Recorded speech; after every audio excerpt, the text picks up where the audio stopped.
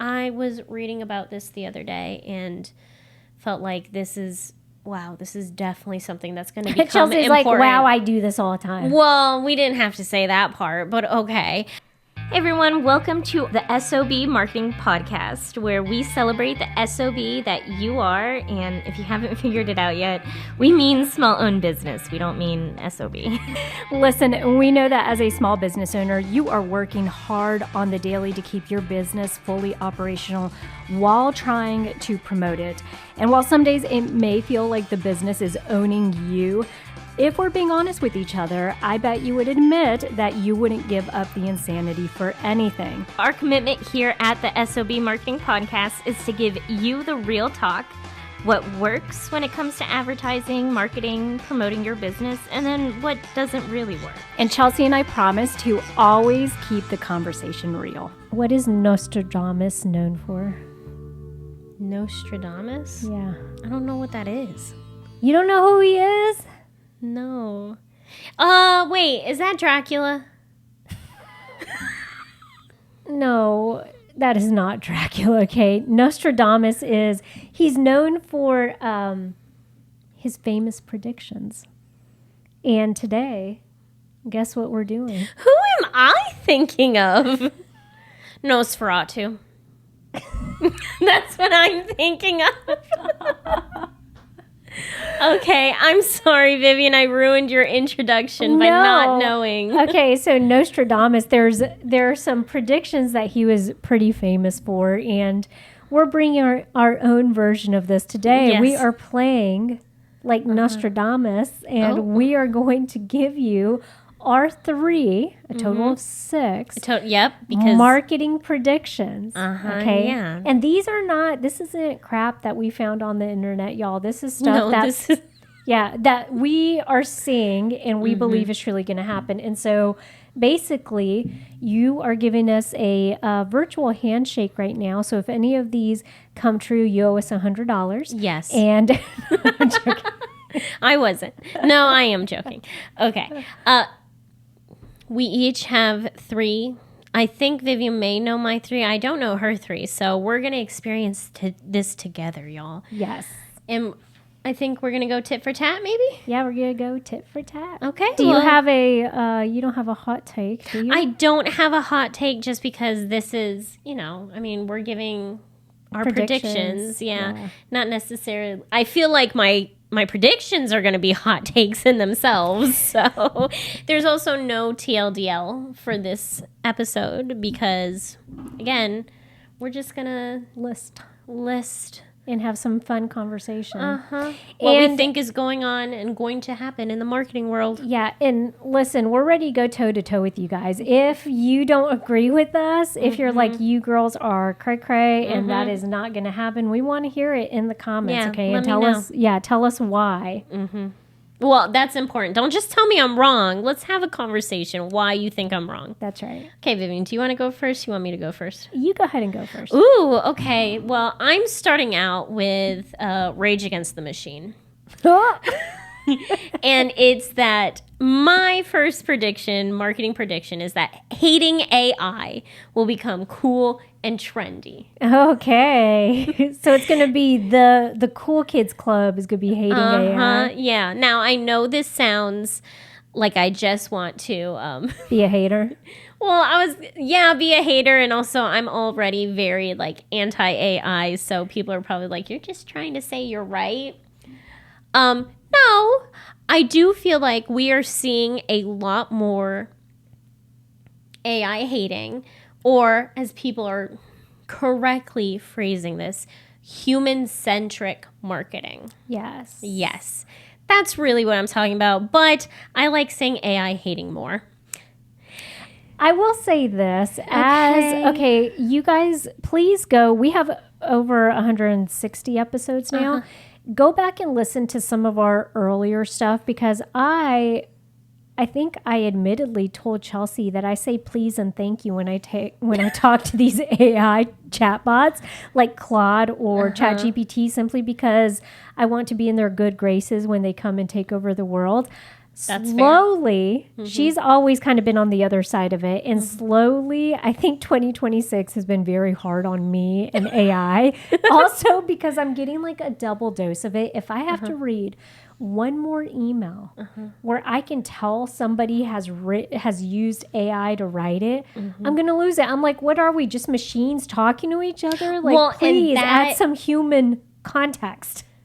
That is human-centric marketing. Yes. That right there is a great example of this shift that we're seeing and people being tired. They're tired of being fed AI. I don't want to say AI slop, but I do also want to say that because there's no humanity in it. People are tired of seeing generic AI created ads. Yeah. And I think I'll agree with you on this being a prediction. So your prediction was hating AI is going to be cool and trendy again. And it's because people are just going to get kind of tired of seeing the same monotonous type of content that it's going to be a breath of fresh air to not have the same type of content everybody else is having. Exactly. No, that's exactly what it is. People are missing the emotion. Yeah. And that's so important in advertising. People want to feel connected, and using AI to create ads is taking away that connection. Do you remember the phrase I brought up a couple of episodes ago? Proof of persons. What was it? It was actually, there was an article that was talking about this specifically. Proof of person imperfection? Yes. Yes. Okay, proof of person imperfection in any type of social media content. The easiest example we were using was like if you have a typo, right? They obviously know you didn't copy and paste it from somewhere, like it was you writing it and you made a small mistake on there. If the photo is a little crooked, if it's tweaked, if there's something, those are, like we're saying, we're looking for proof that it was a real-time, real-life experience and something that actually happened. And I will say, I do think that we're going to get, as humans, very, I don't want to say paranoid, but we are going to be looking for these, especially because there's so much video content now. Like, I do this now all the time. My husband will send me something. I'll watch the Instagram video, and I'm like, that's clearly AI. Yes. And so I always tell him, I'm like, that's AI generated, and I can tell because X, Y, and Z, right? I think we're going to get better at figuring that stuff out, hopefully. Yes. Hopefully. It's kind of a race because I've been seeing a lot of people, I've been seeing a lot of posts of people saying, man, AI is getting so good. I almost didn't even notice that this was AI generated. I think we're just it's going to be a race against the machines too, I guess. Yeah. Trying to stay connected in the sense of knowing when something is AI or not. Now, I want to be understanding. Some people want to use AI. Fine. Don't. I can't tell you what to do, and I shouldn't tell you what to do. You're an adult. You're a small business owner. You're an SOB. Do what works for you. What I'm saying is, let's not use AI to create the creative. Let's use it for ideation. Let's use it on the back end. Let's use it to do things that we're saving a lot of time. For example, Opus Clips. That's a tool that we talk about a lot and we use it. It's AI generated. It's AI generated, but it takes our long form videos. So it takes these podcast videos and it clips it into multiple reels. That's a good use of AI. Okay. Yeah. I no longer have to spend 4 hours trying to pull relevant storyline out, something that's going to be enticing, and then clip it together. And then, yes, exactly. I'm saying don't use AI to generate an ad.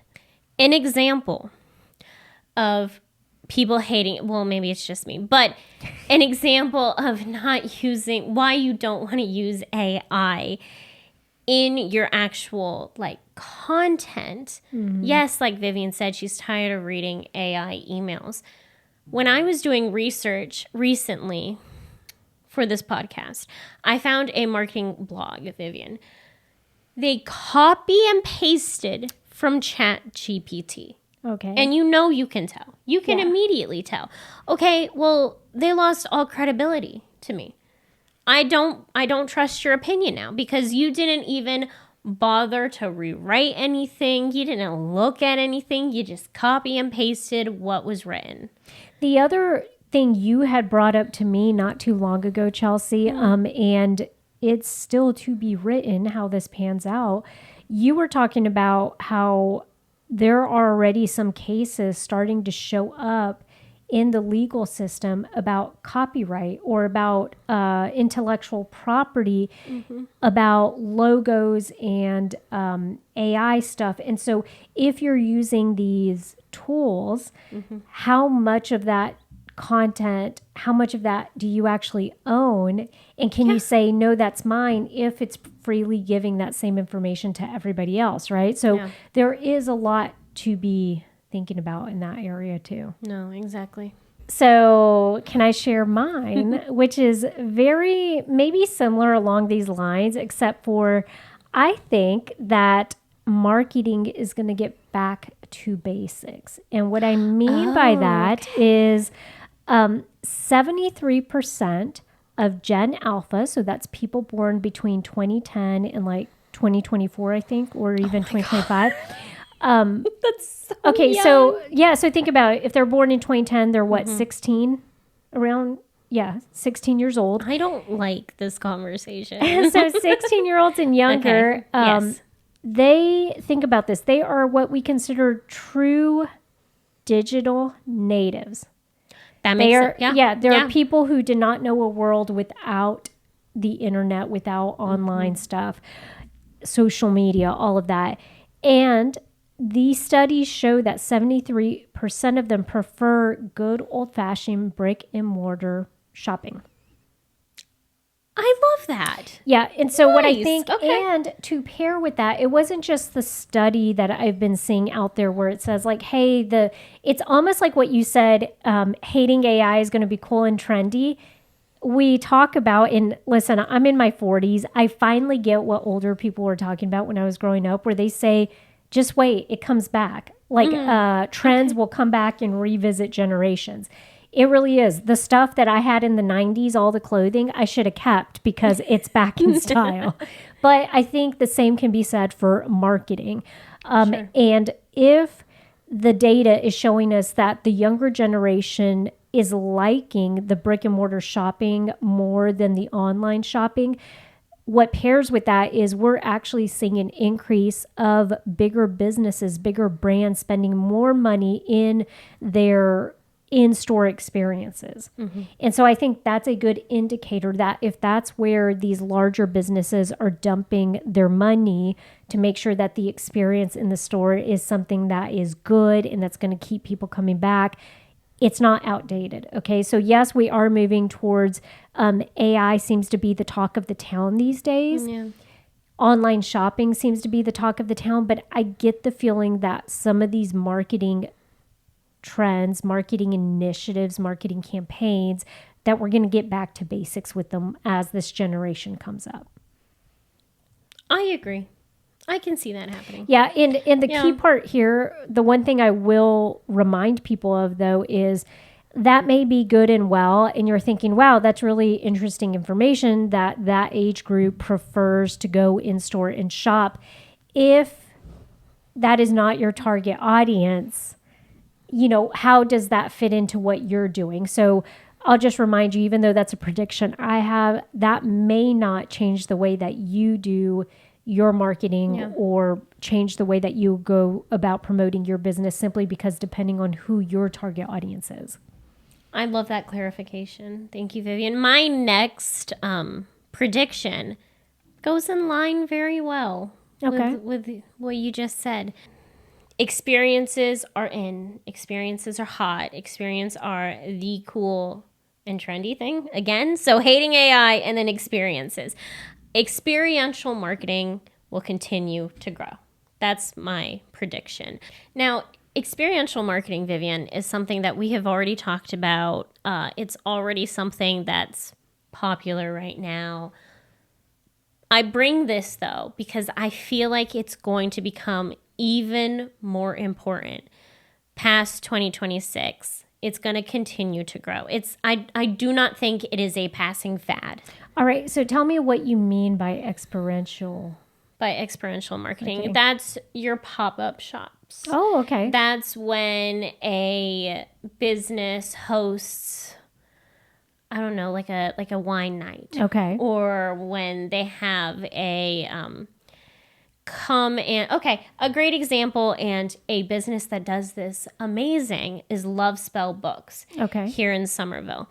They have bring your own book night. Okay. Mm-hmm. They have silent reading night. They have a night for authors to come and just work on their writing. And so a silent reading night, as in I bring my own book, or everyone just goes to the bookstore and reads, and you're just there with other people reading. And you're just all there together reading. Gotcha. I want to see. I don't think you listen to this podcast, but Love Spell Books, I'm going to reach out to you. I'd love to have you on the podcast.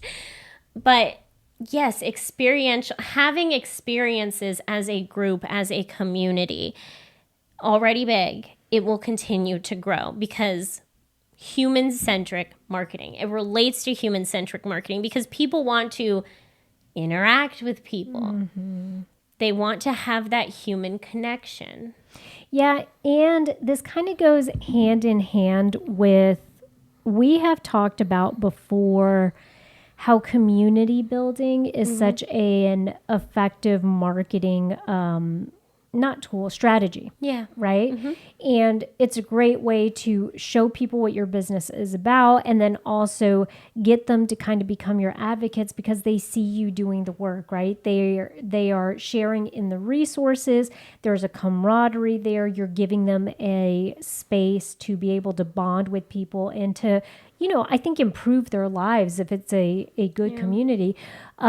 This kind of leads on that. So it's almost like having that experiential marketing experience is going to open the door to building community. Yes, it's great for authenticity. It's great for people. Well, it's great for getting people to actually interact with your brand and participate with your brand. That builds that connection. It's how you create brand evangelists. Mm-hmm. Also, it's easier to focus on your target audience.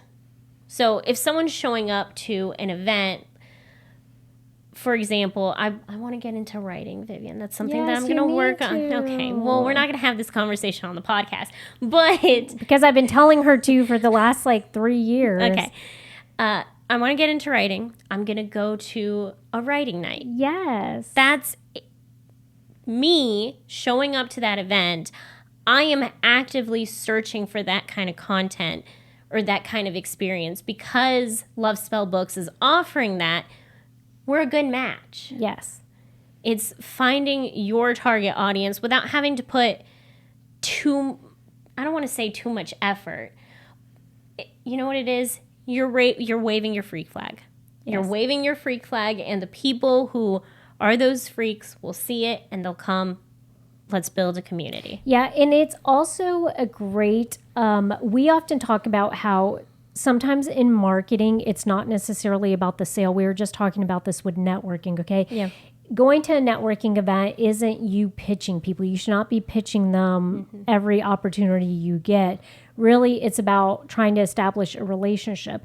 Yeah. Similarly, experiential marketing is not the hard pitch. It's more of the, hey, if this aligns with you, you may be a good fit. And then later on comes the, by the way, this is what we do. And the reason I say that is because, like Chelsea said, if they are promoting an author night or writing workshop or something like that, she's interested in it. I also know, because if you know your audience well enough, you also know that the type of person that's usually interested in that is a heavy reader. Mm-hmm. Okay? Because people who love writing typically are going to be enjoying other people's work. They find value in other writings and stuff. Those are also the people that are going to buy your books from the bookstore, right? Yeah. So it goes hand in hand without you having to say hey, if you're looking to buy a book, come to my bookstore. It's more supporting them in another area, knowing that they also more than likely are going to, be your target audience. This episode of the SOB Marketing Podcast is brought to you by the SOB community. If you're a small business owner that is neglecting your marketing and you feel like you've wasted money and time on marketing help that didn't deliver, or if you're just craving support from people who actually get what it's like to run and promote a small business, then our membership community is for you. Visit school.com/SOB to sign up today to get instant access and weekly support. That's SKOOL.com/SOB. My next one is actually, I was just talking about how we're going to go back to the basics because this Gen Alpha is, forcing us to in some type of way. The next one, though, I have is that live shopping is going to be bigger than ever, okay? God. And I stand by this. Okay. Live shopping is huge in China. And when I say huge, I mean I think it's the epicenter of the world right now. The way they are able to buy things very, very quickly off of watching a TikTok or watching somebody on a video screen selling it, right? And it's not like a long, drawn out QVC style thing. It's very much a curated, hey, watch me use the product. Here are different variations of the product, whatever. TikTok is just getting on that here in the US. And I feel like it's just going to get bigger and bigger over time, the live shopping component of it. Hand in hand, to go with that, we had talked about in a separate conversation, I think we had this conversation in our SOB community. We talked about hyper targeting. And one of the reasons I had brought it up was because Bravoverse, if you guys don't know, those are the people that do the Real Housewives, all that. Andy Cohen is the main spokesperson. They're going to use an AI tool to generate an AI version of Andy Cohen, who then is going to be able... I remember this conversation. Yeah, this is a great SOB community conversation. Yeah. And just so you know, if you join our SOB community, all of our meetings are recorded. So you can go back and listen to this because wild. Yeah. Go ahead. I'm sorry. Okay. No. And so in there, the reason I brought it up is when they launched this Bravoverse, they have talked about how there are going to be advertising opportunities for businesses, probably the bigger brands, to be able to have an AI Andy Cohen pitch their brand kind of like within the content they're creating. So it's kind of like a soft pitch, like we were talking about earlier, right? It's not a hard sell. The reason I bring that up is I think that in hand with the live shopping, it's all going to be way more hyper personalized.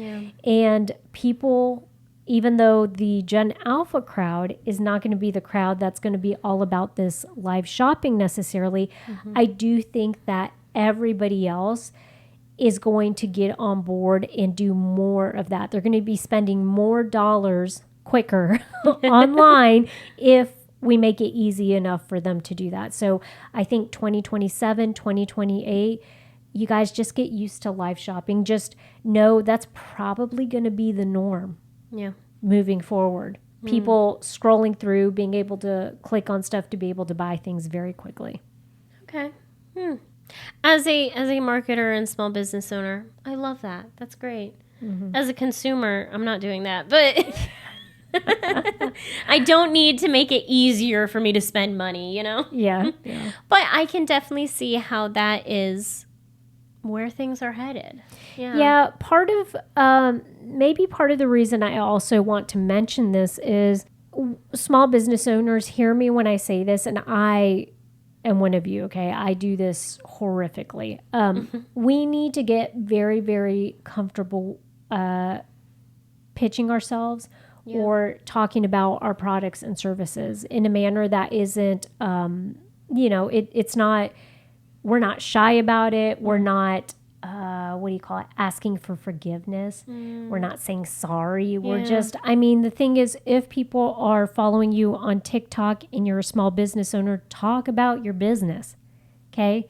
That's part of it. There is no, these are tools for us to use to promote our business. And if we have a business page, a business account, that should be the primary focus. Vivian, my last prediction. We all deserve a little treat.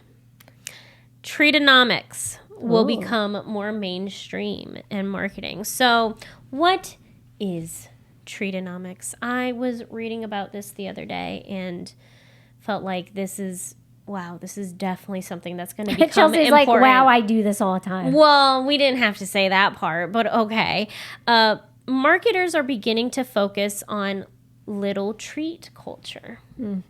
Because of economic volatility, people are not making large purchases, but instead they're purchasing small luxuries to make them happy. This is the new version of the lipstick effect. Do you know what the lipstick effect is, Vivian? How you always go and buy yourself a little lipstick because it's not a huge, purchase, but it makes you, it's a picker-upper. Yes, that's exactly what it is. People are buying little picker-uppers when they're feeling down. You buy a new lipstick so you can feel better. So this is the new version of that. People are saying, get yourself a little treat. Because this has become a trend socially, I don't know if you've seen this, Vivian, but it's become a popular thing to post about online too. Because it's becoming a trend socially, marketers are trying and will try to find a way to keep this in mind when they're creating content, when they're creating their ads. They're going to insert it into their marketing. So what would that look like? So it's a focus on selling emotional, joy-filled moments. Okay. So it can also be, though, focusing on your lower priced products that have a high impact on emotion. Okay. So I'm thinking to myself, how as a small business owner do I I don't want to say take advantage of it, but how do I tap into that? Okay. So let's talk about focusing on lower priced products that have high impact on emotion. I literally just brought up Love Spell books. I forgot that they were in my notes. But Love Spell books. I went there recently, like a couple of weeks ago. Now, here's the thing, Vivian. I own too many books. I don't need to buy any more books. And I'm on a budget. Books are expensive. So I didn't need to buy a new book, but I hadn't been there yet. And I wanted to go see what the place was about. I didn't get a new book. However, they had a section of stickers and bookmarks and stuff like that. I wanted to buy myself a little treat. So I got stickers. Stickers are a high, for the right consumer, they are a high emotion product. I like stickers. I like looking through stickers and picking out the one that I want to put on my water bottle or that I want to put on my laptop. My laptop is very specific. It is only for very specific types of stickers. It is a high emotion product. And that's the key to knowing your target audience. Is knowing what. Well, and that's interesting because it also has me think about how if you're selling a particular product, you may be looking at some of the lower cost ancillary products that you can to accompany it, right? Yeah. Another example of this could be in a different industry. So one of our community members, Rob, he owns a vinyl record store and he has bins that are specifically like $5. So it's some of the lower cost vinyls. Still doesn't take away from the experience of flipping through, finding a record you love necessarily, right? But it isn't one of his higher end vinyls. And so depending on what industry you're in, this could look very different for you. I'm also thinking, if you're someone who sells plants, yes. Okay. maybe one of the things that I've seen people sell are those little ceramic things that go in the plants. Do you know what I'm talking about? Yeah, like a placeholder. Yeah, like it, and they'll have funny sayings on it, or it'll say like cilantro or basil, so that way you can identify what herb it is or whatever you're growing. So I think even something like that, where maybe that's a lower priced item. Yes, someone's not taking home a $70 plant, but it could be something small that they're like, oh, but I'm willing to spend $10 on this, right? It's a little treat. I wanted to bring this up. This is a fairly new concept. This is just now growing, but I really do think that this is going to become something very relevant in marketing and something that we think about. And you did start by talking about how I think our overall economic state might lead into this. I don't know if you guys have seen gas prices lately, but I think we're in need of treats now more than ever. So. Yes, exactly. All right. So my last prediction. Okay, let's hear it. This one is a little funny. Social media is going to stop being social. And I hate to tell y'all, I think this has already happened. It's here. Okay. So this isn't as much of a prediction as maybe it's a prediction that as small business owners, we will finally recognize and see social media for what it is. A tool. Well, but we used to tell you that, social media has the word social in it, which means you need to be social. You can't just like post and pray, post and forget, right? Like just like post and ghost. Okay. How many of those can you come up with? I mean, I could keep going. Okay. So meaning it can't just be a one-way conversation. Okay. And I still believe that to be true. I think if you're going to use these tools to promote your business, you want to get on there and do all the things you were talking about, which is like the building the community and doing all that, flying your freak flag so that other freaks like you can find your business, right? The thing is that these platforms used to be social in the sense that you would tell people, follow my page, follow my profile to get more information on X, Y, and Z. I would then share something and it would go out to all my followers. That's not necessarily the case anymore. What it's doing is now you're posting something, it's showing it to some, maybe most of your followers, and then it's also showing it to other potential people because they're like, are there other people out there that could benefit from seeing this content? Are there other people, lookalike audiences, that may want to also, learn more about plants, learn more about marketing, whatever it is? That means that it's no longer social. It means it's just kind of like every other media thing, except for now we are the people that are the media. Okay, we are the people that are creating and posting and sharing this stuff.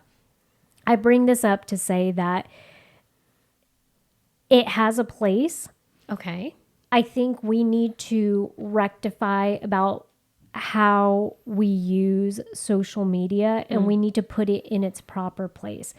You and I had a conversation not too long ago in one of our prior episodes about how social media is not free. Yes, it's not. No, it's free because you're not paying to post. It's not free because it's taking up time and effort. Yeah. And that's time and effort you could be using for something else. Okay, so you're foregoing that, you're giving that up in order to do this thing by posting on Facebook and Instagram and all that. And so I think we need to respect social media for what it's worth and the capability it has to get our business in front of people that could buy from us. But it cannot rule what we're doing because, you guys, this isn't social media like we used to think about it. Yeah. Okay. It's not like now there are we're just playing a different game now. That was very well said. Do you understand though why I'm sharing this? No, I understand. And I think this is just overall something that we want you guys to try to do is get in the mindset of understanding what your social media platform can do for you. Yeah. Remembering that it is not yours. Yes. You don't have control over it. If something happens, so moving people into your own communities and email marketing, email list. That's what I meant to say. Email marketing is what you should be doing. So getting them onto an email list, getting them onto a mailing list, finding ways that you can connect with them that it's not just social media. I want this to be a gateway conversation into the fact that with all of this talk about AI, with there being more and more focus on AI profiles, I just brought up Bravoverse and how they're going to generate an AI version of 𝐂𝐎𝐍𝐓 to, to do all of this stuff. I think over the next 2 years, the way we look at social media in general is going to be very strange because it's going to start to take on a whole different, I don't know, not connotation, but it's going to have its own little universe and world. And so I don't think it's going to be too far down the road before we start to see a version of our world strictly on AI. Yeah. And people feeling like part of their life is on these AI platforms. So I say that just to remind you, to keep you tethered. Marketing has a purpose to promote your business, to be sure that you stay in business for a very, very long time. Facebook, TikTok, Instagram, LinkedIn, Threads, anything that you are using to help fuel that, to help you stay in business a long time, to help you find your target audience. It has a place, however, it is not the thing. Okay, so let's not say social media is social anymore, because it's really not. That's fair. That I can see that. Wow. Vivian, what do you think is your favorite prediction Out of all of these? out of all of them? All 6? I think the fun one is the Treatonomics. I really like that too. one. Yeah. Well, and because I think that's something that small businesses can really tap into. I mean, you mentioned it with the bookstore. Yeah. Great. You didn't want to go in there and buy like 2 books. However, you're like, oh, I can 100% get me some bookmarks, get me some, stickers. Some people like using highlighters, all this stuff. There are little extensions, accessories, things that people can do. And personally, nobody sees this more probably than a coffee shop. Oh, yeah. Let me get a little treat. Let me get me a cookie. Let me get a pastry. Let me get a little coffee to go, right? Yeah. So I think Treatonomics is definitely heavy now. Yes. And I could see it in the future just being something that we kind of get conditioned and used to. And so, Something that we'll become cognizant of, I believe. Yeah. Yeah. Okay, Vivian. Wow, this was a great conversation. I feel like it was a bit doomsday-y. I know, right? I mean, we don't live in a bunker, you guys. I promise you, we are. Yeah. We are navigating this world pleasantly, happily. I'm having a good time. It's better than the alternative. That's right. Yeah. Y'all in the comments, let us know. What was your favorite prediction? Do you disagree with us? Do you think we're crazy? Let us know. Just be, respectful and actually give me a reason why you don't agree with me. That's right. Yeah. Make sure you're following, subscribed. Leave us a review, pretty please. We shouted someone out the other day because of their review. If you leave us a review, we might shout you out too. So consider doing that. And go be the best SOB you can be.